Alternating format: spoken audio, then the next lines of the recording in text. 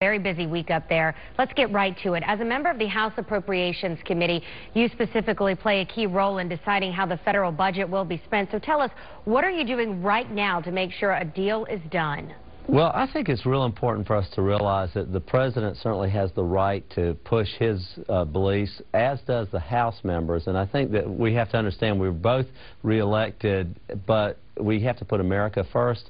And while his vision of let's solve issues through higher taxes and our vision of let's do it through cutting spending differ, we still can get together on it. And I think that what we want to do is find some revenue increases that would be acceptable to reach the president's targets, although I'm strong to say I don't believe we really have a revenue problem as much as we have a spending problem. So part of that has to be let's put spending cuts on the table. We know, for example, food stamps in 2008 was $39 billion. Today it's $80 billion. Doubling in size. We also know that other federal programs have had lots of increases. The deficit under the president has gone up $7 trillion. We've had bailouts, we've had stimulus programs that have not increased jobs or turned the economy around, and so we can't just spend our way out of here. Are tax hikes on the wealthy truly a deal breaker for the Republican Party? As we know, you represent a lot of middle-class Americans in Georgia's 1st District, and going over the cliff would really devastate them. Yes, I think that we would not want the current tax code to expire. We are very concerned that a lot of this is going to fall on small businesses and job creators. I don't think we have the obsession about the wealthy that the president likes to label us with.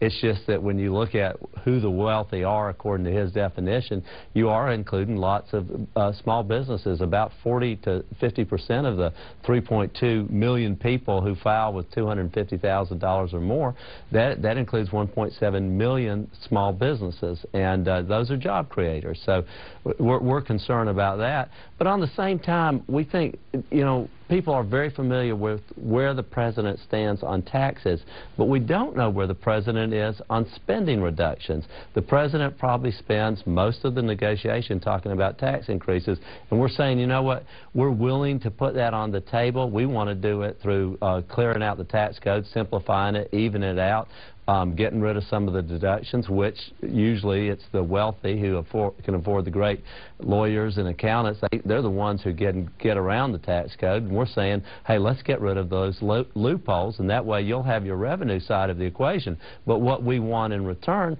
are spending reductions.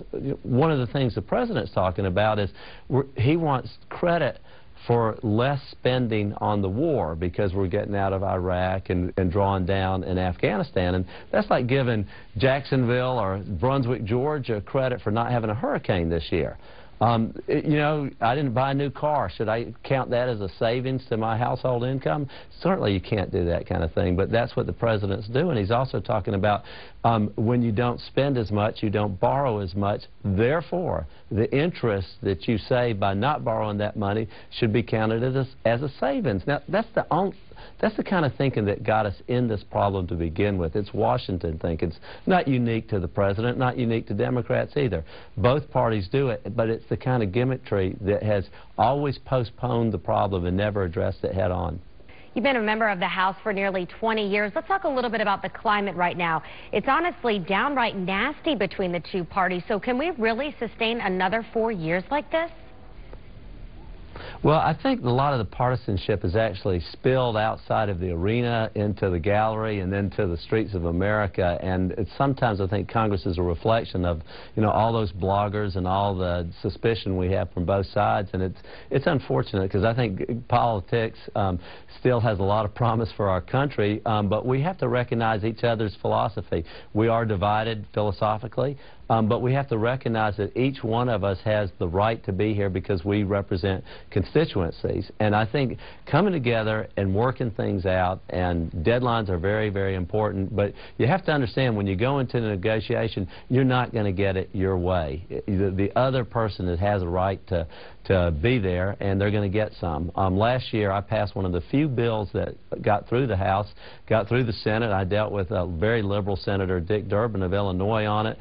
and Herb Cole. We got it of Wisconsin. We got it to the president. The president signed it. They won some. We lost some. But or we won some. They lost some, and vice versa. But what was interesting is at the end of the negotiation, Dick Durbin said to me, "This is the most member-to-member interaction I've had in 5 years." Well, Lindsay, that's the problem. We need to be talking more and finger-pointing less.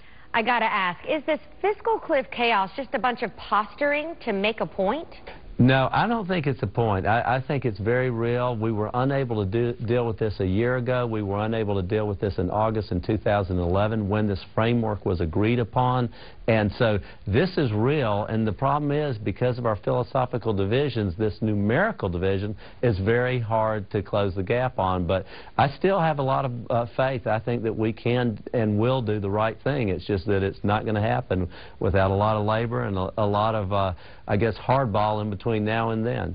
All right, Republican Congressman Jack Kingston, thank you so much for your time here this morning. We're going to let you get back to work.